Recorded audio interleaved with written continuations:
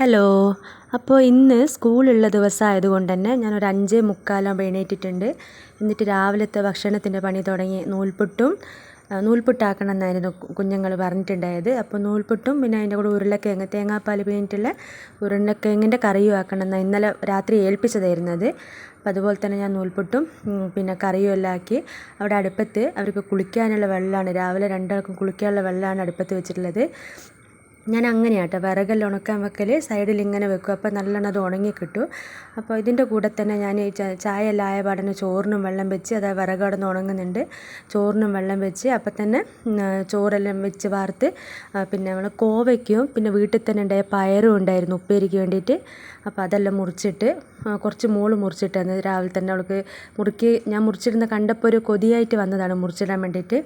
പിന്നെ എന്നോട് പറഞ്ഞു വേണ്ട അമ്മ എന്നെ മുറിച്ചിട്ട് നേരമില്ല എന്ന് പറഞ്ഞ് അങ്ങനെ അതെല്ലാം മുറിച്ചിട്ട് വെച്ച് ഉപ്പേരിയും ആക്കി. പിന്നെ ഇന്ന് നമുക്ക് മീൻ കിട്ടിയിട്ടില്ല, ഉണക്ക മീനാണ്, അപ്പോൾ മുള്ളനാണ്. അപ്പോൾ വേഗം വെള്ളത്തിലിട്ട് അതും ആക്കി. അപ്പം നോക്കുമ്പോൾ അവൻ്റെ ഡ്രസ്സ് അയൺ ചെയ്തിട്ടുണ്ടായില്ല. അവിടുന്ന് വേഗം വന്ന് രണ്ടാളെ ഡ്രസ്സും അയൺ ചെയ്ത് മോൻ്റെ ഷർട്ട് തേച്ചുകൊണ്ടിരിക്കുകയാണ്. അപ്പോൾ ചില ദിവസം ഞാൻ ഇങ്ങനെ ചെയ്യലില്ല കേട്ടോ, ചിലപ്പം ചെയ്യലില്ല. അങ്ങനെ ഡ്രസ്സെല്ലാം ഇട്ട് അവർ സ്കൂളിൽ പോയി.